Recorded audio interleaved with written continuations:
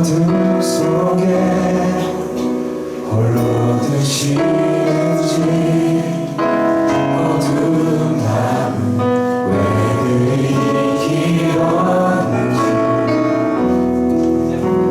나를 고독하게 나를 낮아지게 세상 어디도 기댈 곳이 없게 하셨네.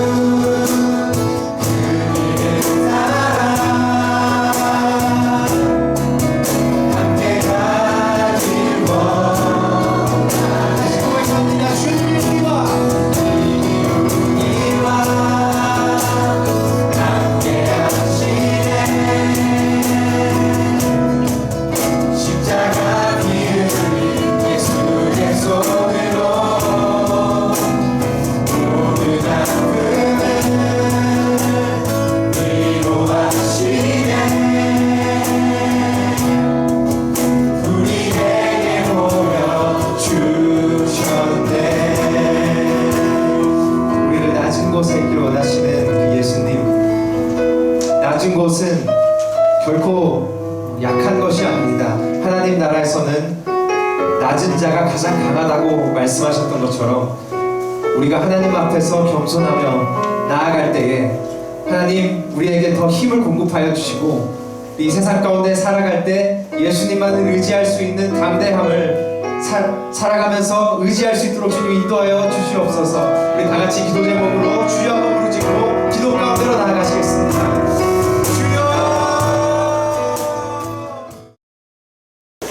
창세기 12장 11절에서 19절의 말씀, 제가 아는 성경으로는 구약성경 14페이지입니다. 창세기 12장 11절에서 19절의 말씀을 저와 여러분이 한 절씩 교독하도록 하겠습니다. 읽겠습니다. 그가 애굽에 가까이 이르렀을 때 그의 아내 사라에게 말하되 내가 알기에 그대는 아리따운 여인이다.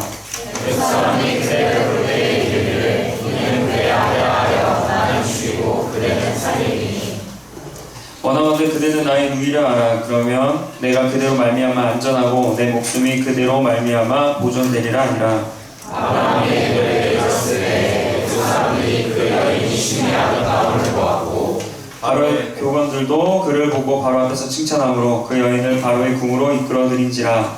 이에 바로가 그로 말미암아 아브라함을 회당으로 아브라함이 양과 소와 노비와 암수나비와 낙타를 얻었더라. 여호와께서 아브라함의 아내 사라의 일로 바로와 그 집에 큰 재앙을 내리신지라. 바로가 아브라함을 불러서 이르되 내가 어찌하여 나에게 이렇게 하였느냐 네가 어찌하여 그를 내 아내라고 내게 말하지 않았느냐. 함께 읽겠습니다. 내가 어찌 그를 누이라 하여 내가 그를 데려다가 아내를 삼게 하였느냐. 내 아내가 여기 있으니 이제 데려가라 하고. 아멘. 네, 할렐루야. 좀 많이 피곤하신가요? 날씨가 많이 쌀쌀해져서 다들 좀 이렇게 컨디션이 좋지 않은 분들도 계시고 많이 이렇게 좀 감기에 걸리신 분들도 계실 텐데 날씨가 갑자기 쌀쌀하게 변했지만 여전히 또 예배 자리에 나온 여러분들에게 오늘 귀한 은혜의 시간이 있게 되길 간절히 소망합니다. 오늘은 연약함을 대하는 우리의 자세라는 제목을 가지고 함께 말씀을 나누고자 합니다. 사람들은 누구나 연약함을 가지고 있어요. 연약함의 종류는 다르지만 사람들마다 부끄러운 연약함 혹은 또한 감추고 싶은 그런 연약함들이 있습니다. 신앙적으로 연약함이 있을 수 있겠고요. 또한 인간적인 연약함이 있을 수 있겠고 성격적인 연약함 등이 있을 수 있어요. 이렇게 여러 가지 다양한 면에서 우리는 누구나 자신의 연약함을 가지고 살아갑니다. 여러분들은 어떠한 연약함이 있으세요? 나에게 있어서 어떠한 연약함이 있는지 한번 생각해 보세요. 나는 신앙적으로 이런 연약함이 있다, 또는 성격적으로 이런 연약함이 있다. 그리고 어떤 연약함이 있는지 생각해 보시고, 또한 한 가지 더 제가 질문을 드릴게요. 여러분들은 연약함을 어떻게 대하며 살아가는가? 이거 마이크 자신은 연약함을 어떻게 생각하고 있는가 한번 생각해 보았으면 좋겠습니다. 나에게 있는 연약함을 내가 그것을 어떻게 대하며 살아가는지. 어떤 분은 사람들마다 연약함을 대하는 자세들이 많이 다를 거예요. 어떤 사람들은 연약함이 너무나 부끄러워서 숨기고 살아가는 사람도 있을 거예요. 나 이런 연약함이 있는데 누군가에게 알려주고 싶지 않아서 숨기고 또한 감추는 사람들이 있습니다. 또 어떤 사람들은요, 연약함이 있는 걸 숨기진 않아요. 근데 나에게 이런 연약함이 있어라고 인정하지 않고 그냥 묵인하고 방관하며 살아갑니다. 연약함이 있는데 그것을 그냥 내가 이런 연약함이 있어 라고 어떠한 노력을 하려고 하는 게 아니라 그냥 나 연약함? 그냥 나에게 있어서는 별로 중요하지 않아 라고 생각하면서 연약함을 그냥 신경을 쓰지 않고 살아가는 사람들도 있어요. 또한 어떤 분들은 연약함을 너무나 싫어합니다. 내가 이런 나약한 사람인 게 너무 싫어. 그래서 막 자신의 연약함을 사랑하지 못하고 너무나 미워하고 경멸하면서 살아가는 사람들도 있습니다. 또 마지막으로 어떤 사람들은 연약함을 오히려 자기가 발전할 수 있는 계기로 삼는 사람들도 있어요. 그래서 나에게 이런 연약함이 있는데 내가 이 연약함을 조금 더 보완해서 오히려 연약한 부분을 내가 강한 면으로, 강점으로 만들어 보겠다라고 노력하는 사람들이 있습니다. 흔히 우리가 운동선수들, 예를 들어서 그런 선수들이 자신의 약점을 보완해서 그 다음에 금메달을 따거나 이런 모습들을 우리가 종종 보게 되는데, 이렇게 사람들마다 약점이 있지만, 연약한 부분들이 있지만 그것을 대하는 태도는 너무나 다른 것 같습니다. 위에서 이야기했듯이 사람들마다 자신의 연약함을 대하는 태도들이 너무나 달라요. 그런데 우리는 연약함을 대하는 태도가 세상 사람들과는, 앞서 언급한 그런 부류의 사람들과는 우리가 조금 달라야 되지 않나 생각합니다. 왜냐하면 우리는 예수님을 믿고 예수님의 말씀을 따라 살아가는 사람들이잖아요. 그러면 우리가 똑같이 세상 사람들과 똑같이 나에게도 연약함이 있는데 나는 그리스도인으로서 이 연약함을 어떻게 받아들이고 어떻게 대하고 어떻게 헤쳐나가야 될까, 이런 것을 우리가 좀 질문을 가지면서 오늘 말씀을 함께 살펴보았으면 좋겠습니다. 그래서 특별히 오늘 본문에 나오는 이 아브라함의 모습을 통해서 연약함을 어떻게 바라보아야 되고 어떻게 대처해야 될까에 대해서 우리가 함께 말씀을 나누고자 합니다. 오늘 말씀을 나누는 시간 가운데 우리 모두에게 영적인 깨달음이 있고 또한 마음의 큰 위로와 도전이 있게 되는 시간이 되길 간절히 소망합니다. 네, 오늘 본문은 아브람과 사레의 이야기입니다. 아브람은 아브라함의 옛 이름이고 사레는 사라의 옛 이름이죠, 그렇죠? 근데 오늘 본문에서는 아브람과 사레라고 이야기하기 때문에 저는 오늘 아브람과 사레로 이야기를 하도록 하겠습니다. 여러분, 이 아브람은 소위 믿음의 조상이라고 알려져 있어요. 하나님의 말씀대로 살았던 사람입니다. 심지어 하나님의 말씀, 이 하나님의 명령에 너무나 순종한 사람이어서 자신이 늦게 낳은 이 아들을 하나님의 말씀에 따라서 번제로 바치려고까지 했던 그런 믿음을 보여준 사람이 바로 아브라함입니다. 정말 이 아브라함은 신약 성서에서도 언급되듯이 순종의 아이콘이에요. 그리고 하나님과 영원한 언약을 맺었습니다. 내가 너로 인해 복의 근원이 되게 하겠다. 얼마나 큰 놀라운 언약이에요. 그런 언약을 맺었던 사람, 하나님에게 저주받지 않고 오히려 하나님에게 축복을 받고 언약을 받았다. 언약을 맺었다. 하나님과 약속할 수 있는 사이다. 이것 자체만으로도 이 아브라함은 정말 대단한 사람입니다.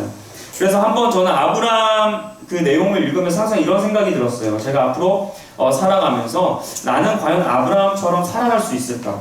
아마 이 세상에 과연 아브라함처럼 살아갈 수 있는 사람이 과연 몇이나 될까라는 그런 의문점을 가지면서 아브라함의 이야기를 종종 읽곤 합니다. 오늘 본문을 유심히 보면 이 아브라함이 근데 처음부터 강했던 사람이 아니에요. 엄청난 믿음을 보여줬던 사람이 아닙니다. 오늘 본문을 보면 이 아브라함에서 이름이 바뀌기 전 이 아브라함은 오히려 많은 연약함을 가지고 있었던 사람으로 성경은 묘사하고 있어요. 믿음의 조상이었고 또한 복의 근원이었고 영원한 언약을 맺었던 사람이지만 오늘 말씀에 보면 여러 가지 연약함을 보여주었고 많은 실수를 했고 하나님을 신뢰하지 못하고 하나님께 믿음으로 반응하지 못했던 그런 모습을 우리가 보게 됩니다. 오늘 본문은 이 아브라함이 아내 사레와 대화를 하는 장면으로 시작이 돼요.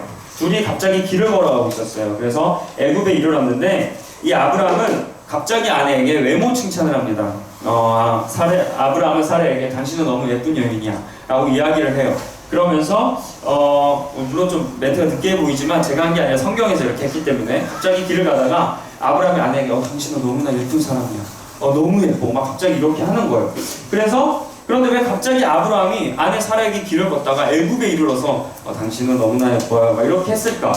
이 이유가 12절에 나타나는데 이 갑자기 외모 칭찬을 했던 이유가 이 아브라함이 12절에 알 수 있듯이 아브라함이 걱정이 있었어요. 어떤 걱정이었냐면 아내가 너무나 예뻐서 애굽 사람들이 자신의 아내를 빼앗고 그냥 근데 빼앗는 것에서 그치는 게 아니라 아내를 빼앗고 자기를 죽일까봐 이 아브라함은 자기의 목숨이 너무나 위태로웠기 때문에 갑자기 아내 사라의 얼굴을 보고 너무나 예쁘다고 이야기하면서 다른 의도를 가지고 외모를 칭찬하는 거예요. 왜냐하면 자신의 목숨이 위태로워질까봐 아내를 걱정하기보다 오히려 내가 죽지 않을까, 아내가 너무 예뻐서 내가 죽지 않을까 걱정하는 모습을 바로 보여주게 됩니다. 그리고 13절에서 아브라함의 본심이 정확히 나타나는데 아브라함은 자신이 죽을까봐 아내에게 우리 아내 나와 너가 이제 뭐 부부 사이가 아니라 나의 누이라고 이야기를 해달라고 해. 이렇게 아내 사례를 위해서 내가 누이라고 할 테니까 너는 그렇게 받아들여. 왜? 너가 살기 위해서. 내가 만약에 부부라고 하면 너가 죽을 수도 있어 라고 해서 누이라고 하자는 게 아니라 부부라는 게 들키면 내가 죽을까봐 이 아브라함은 오히려 누이라고 하자고 하면서 어떻게 보면 아내와 이렇게 좀 멀어지려고 하는 모습을 보이게 됩니다. 자신이 안전하게 되고 목숨이 보존될 수 있게 하기 위해서 남편이잖아요. 한 여자를 책임져야 하는 남편인데 가장으로서의 모습을 지키지 못하고 무책임한 모습을 보여줍니다. 나 살자고 한마디로 아내를 그냥 죽여버리는 거예요. 그래서 인간적인 연약함을 또 보여주는 반면에 신앙적인 연약함을 오늘 본문에서 알 수 있어요. 먼저 한번 인간적인 연약함, 오늘 본문에서의 인간적인 연약함에 대해서 한번 보면 아브라함은 말 그대로 남편으로서 아내를 끝까지 책임져야 할 의무가 있었어요. 하나님의 안에서 가정을 이루었고 어쨌든 그가 자기 부인이 있었는데 이제 하나님을 믿는 사람으로서 아내를 끝까지 책임져야 했습니다. 당시에는 이제 아내와 이런 가족들을 조금 재산으로 또한 취급하는 경향이 있어서 당시에는 고대 사회였기 때문에 오히려 이 아내를 더욱더 적극적으로 지켰어야 했어요. 그런데 이 아브라함은 자신의 목숨을 지키기 위해서 아내를 쉽게 버렸습니다. 정말 책임감 없는 남자예요. 자기의 목숨을 위해서 아내를 버리는 나약한 모습을 보여준 사람이 바로 아브라함입니다. 혹시 지금 현재 연애를 하고 있거나 결혼한 분들 중에 특히 여성분들 중에서 내 남자친구가 마음에 안 들다거나 혹은 내 남편이 마음에 안 들다 그러면 아브라함과 비교해 보세요. 갑자기 내 남자친구가 남편이 나 살자고 너 나랑 누이라고 하자 라고 하지 않았으면 여러분 그 남편과 남자친구 칭찬해 주세요. 엄청 그래도 착한 사람이에요. 이 아브라함은 자기가 살자고 오히려 누이라고 하자라고 했던 모습을 보면 본인의 남자친구와 남편은 그래도 괜찮지 않을까라고 생각이 듭니다. 어쨌든 이 아브라함은 가장이었고 되게 지켜야 할 그런 의무를 가진 남편이었지만 자신의 목숨을 위해서 그냥 아내를 버려버렸어요. 그리고 이 생각해보면 엄청난 이기적인 모습이에요. 그리고 제가 만약에 이 본문을 읽으면서 내가 사례의 입장에서 한번 생각해 본다고 한다면 엄청난 트라우마가 생겼을 것 같아요. 갑자기 남편이 길을 가다가 애굽에 이르러서 자기 살자고 누이라고 하자. 근데 문제는 누이라고 해서 애굽을 무사히 통과하느냐? 그게 아니에요. 어차피 아내는 애굽에 갇혀서 누군가의 예를 들어서 애굽 사람의 남편이 돼서 애굽에 평생 살게 되고 자신만 혼자 도망가는 거잖아요. 그래서 이 아내 입장에서는 정말 트라우마가 되었을 거예요. 만약에 둘이 이 말을 한 후에 둘이 멀쩡히 살아서 다시 돌아간다 할지라도 여러분 자기 살자고 자기를 버리는 그 남편과 같이 살 수 있겠어요? 이미 마음을 확인했는데. 그래서 이 아내 사례 입장에서는 정말 상처가 되었을 거고 과연 이 남편과 같이 살아갈 수 있을까라는 그런 걱정을 많이 했을 것 같습니다. 제가 만약에 사례였다 그러면 남편 그대로 두지 않고 막 때리거나 막 싸대기 때리고 막 이렇게 했을 것 같아요. 정말 너무 화가 나서 이혼 사유가 충분히 될 수 있는 장면입니다. 요즘 예전에 끝났지만 부부 클리닉 사랑과 전쟁 있죠. 그런데 충분히 나갈 수 있는 그런 내용인데 되게 사례 입장에서는 상처를 받지 않았을까 생각하면서 아브라함의 이런 인간적인 모습, 자기의 목숨을 보존하기 위해서 아내마저 버릴 수 있는 이런 모습을 우리가 볼 수 있습니다. 다음으로 신앙적인 연약함이 또 있어요. 왜냐하면 아브라함이 만약에 자기가 아내가 너무 예뻐서 자기 목숨이 위태롭고 또는 자기가 죽을 수도 있다라고 생각이 든다면 만약에 믿음의 사람이었다, 하나님을 정말 신실하게 믿었던 사람이었다, 그러면 그 위기의 순간에 이 말을 먼저 하기 전에 저는 기도했을 것 같아요. 하나님, 지금 제가 이러한 어려움에 처해 있고 내가 죽을 수도 있는데 하나님 지혜를 주옵소서. 예를 들어서 다른 길을 인도해 주시거나 혹은 그냥 부부여도 그냥 살아갈 수 있는 길을 열어주시거나 이런 방법을 하나님께 간구했을 텐데 아브라함은 기도했다는 모습이 하나도 없어요. 이런 사이에서 하나님과 좀 기도하면서 하나님께 길을 묻고 이러한 모습을 우리가 기대했지만 아브라함은 절대 하나님께 기도하지 않고 그냥 자기의 생각, 자기의 행동대로 부인에게 이야기를 하고 그렇게 행동을 했습니다. 그래서 이 본문을 보면 믿음의 조상이라는 그 타이틀에 걸맞지 않게 행동을 하고 기도하는 모습으로 이어지지 않은 이런 모습을 보면서 아브라함도 우리가 알기에는 정말 믿음이 대단하고 하나님을 정말 신뢰했던 사람이지만 오늘만큼은 아브라함에게 신앙적인 이런 연약한 부분도 있었구나, 하나님께 바로 구하는 그런 영적인 눈을 아직 아브라함이 갖지 못했구나, 아직 신앙적으로 조금은 연약하구나 라는 것을 알 수 있습니다. 이렇게 14절과 15절에서 보면 이 아브라함의 걱정대로 사람들이 사레의 미모를 보고 다들 반했어요. 바로의 고관들이 이제 사레가 너무나 예뻐서 바로의 궁으로 데려갑니다. 그리고 이 아브라함은 이제 누이라고 이야기를 한 다음에 이 사레가 바로의 궁에 들어가서 아내가 되고 그런 상황이 이제 전개가 돼요.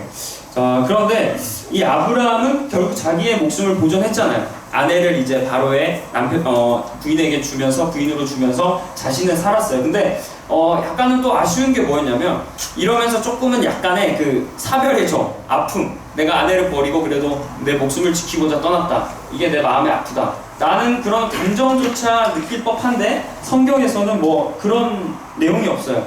오히려 이런 내용이 있습니다. 그 아내를 바로에게 준 대가로 이제 아브라함이 물건이나 이렇게 재산을 받아요. 그래서 일단은 바로에게 극진한 대접을 받습니다. 엄청난 대접을 받았다고 성경은 기록을 하고, 그리고 아내를 팔아서 얻은 결과가 성경에 보듯이 양, 소, 노비, 나비, 낙타 이런 재산들을 받았어요.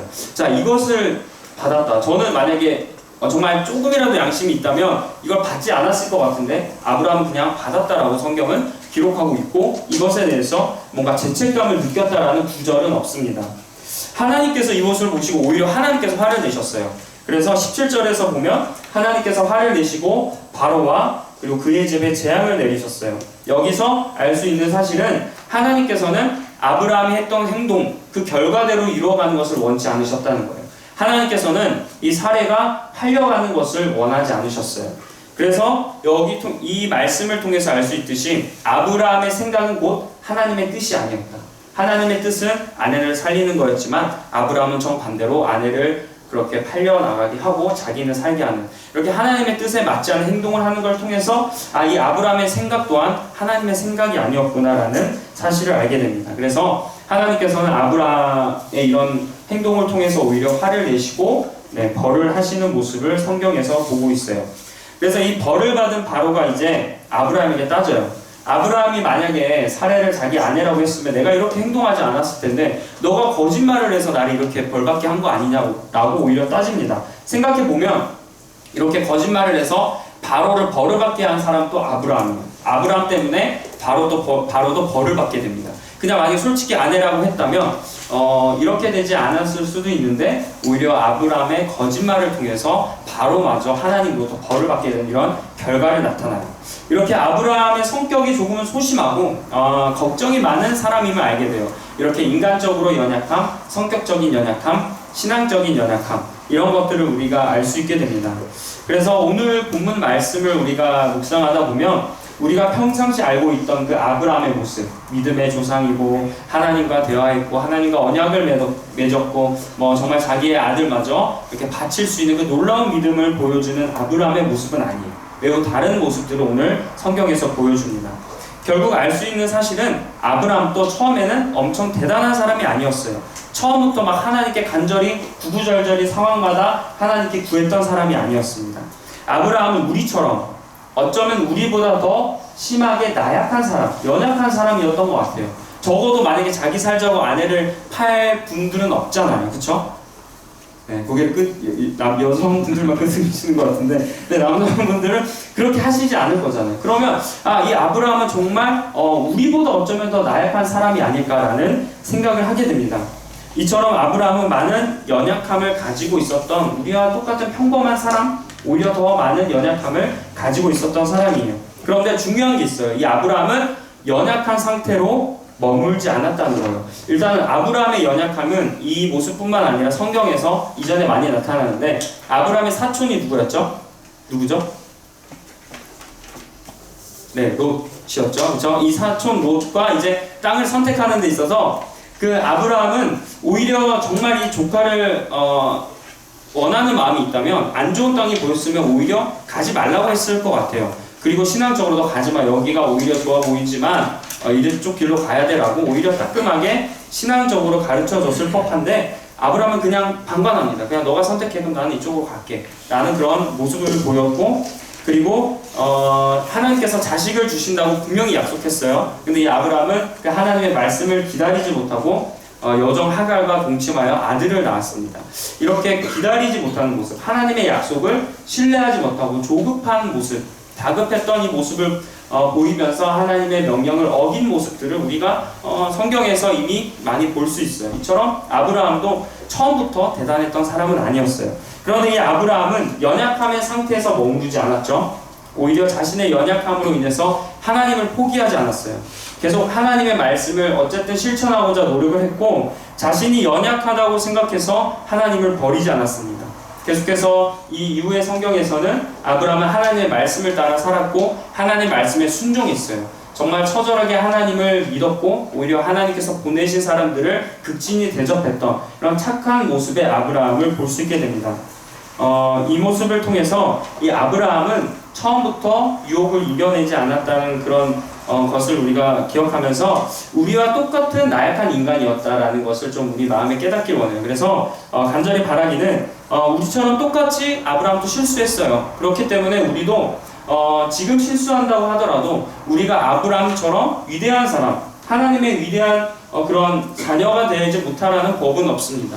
지금 내가 연약한다 할지라도 아브라함이 계속 끝까지 이 연약함으로 인해서 하나님을 포기하지 않고 하나님을 계속 신뢰했던 것처럼 우리도 이 연약함이 나에게 있지만 이 연약함으로 인해서 나의 신앙이 무너지고 나의 삶이 무너지는 것이 아니라 이것을 가지고 계속 하나님께 나아간다면 우리도 아브라함처럼 믿음의 사람으로 살아가게 될 줄 믿습니다.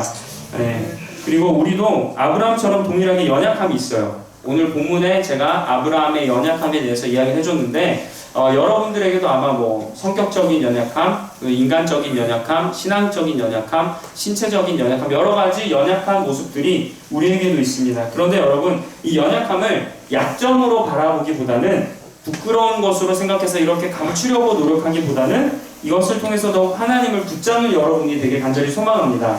여러분의 연약함을 통해서 더욱 하나님께 기도하는 사람들이 되었으면 좋겠습니다. 우리 연약함을 통해서 더욱더 하나님을 신뢰하는 여러분이 되길 간절히 소망합니다.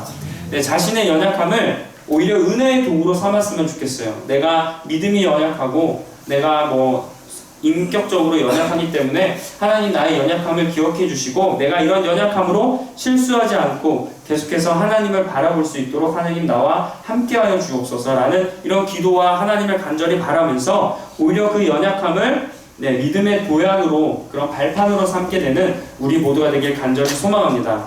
그래서 연약함으로 인해서 여러분들 스스로 나는 이 정도밖에 되지 않아 라고 여러분들을 스스로 질책하지 않으셨으면 좋겠어요.